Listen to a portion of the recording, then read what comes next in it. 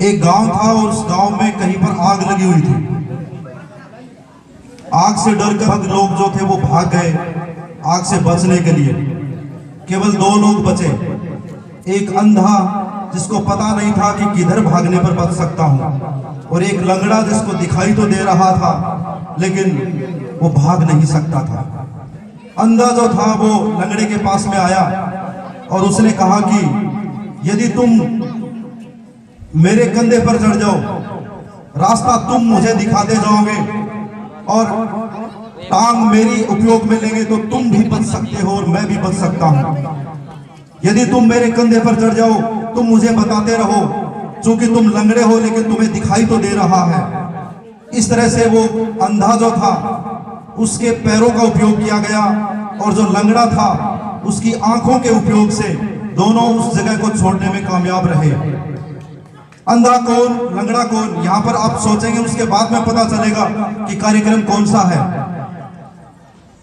अंधा युवा वर्ग जिनके पास ताकत तो है पैरों की, लेकिन उन्हें पता नहीं है कि किधर चलना है। और लंगड़ा कौन, हमारे बुजुर्ग जिनके पास अनुभव की आंखें तो है लेकिन वो एनर्जी नहीं है, वो हौसला नहीं है वैसा काम करने का। यदि दोनों का कॉम्बिनेशन हो जाए तो ऐसी कोई आग नहीं है अव्यवस्था की जिसको बुझाया नहीं जा सके। विद्यालय के संदर्भ में हमारे बीच में 59 ईयर ओल्ड यानी कि 2 अनुभवी आंखें हमें मिल गई है, श्रीमान पार्स कुमार जी सोरान।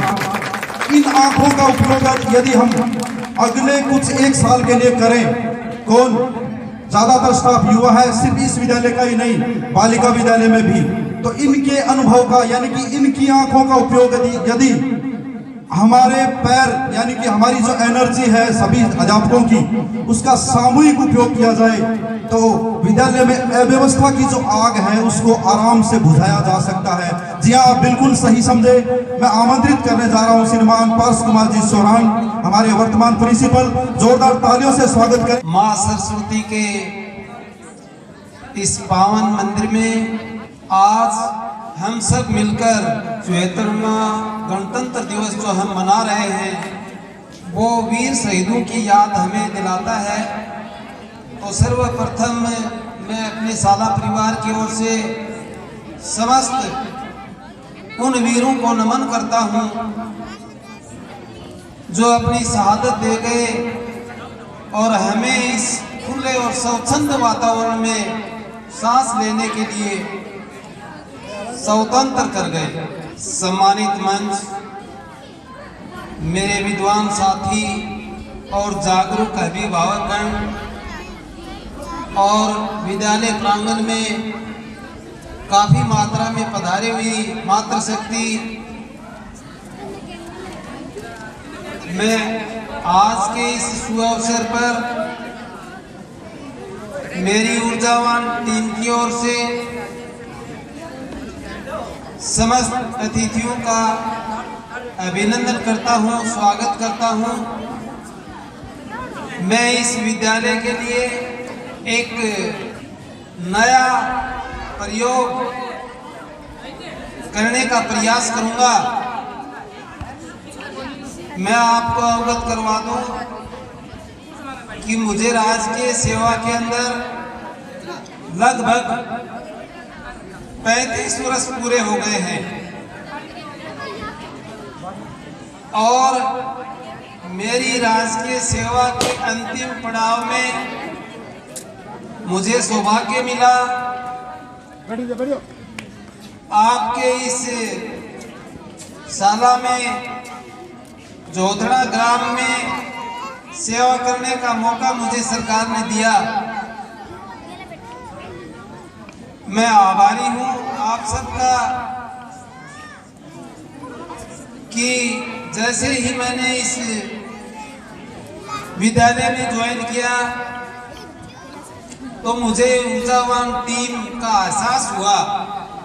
इस विद्यालय में कार्यरत जितना भी स्टाफ है आपने देख लिया होगा कि निश्चित तौर पे बहुत ही टैलेंटेड पर्सन हैं। इसके साथ साथ अपना जो राजकीय बालिका उस प्राथमिक विद्यालय है उसमें भी काफी टैलेंटेड और युवा शक्ति है, वहां भी मैं जाता रहता हूं। उनका अनुशासन भी सराहना के योग्य है। मैं आपको विश्वास दिलाना चाहता हूं कि आगामी जो परीक्षा होगी निश्चित तौर पर हमारे ये बच्चे अपने गुरुजनों के आशीर्वाद से फिर एक बार जिला लेवल पर या स्टेट लेवल पर अपना परचम फहराएंगे, मुझे ऐसा विश्वास है। दूसरी बात, इस विद्यालय में मेरे हिसाब से कोई संसाधन की कमी नहीं है। फिलहाल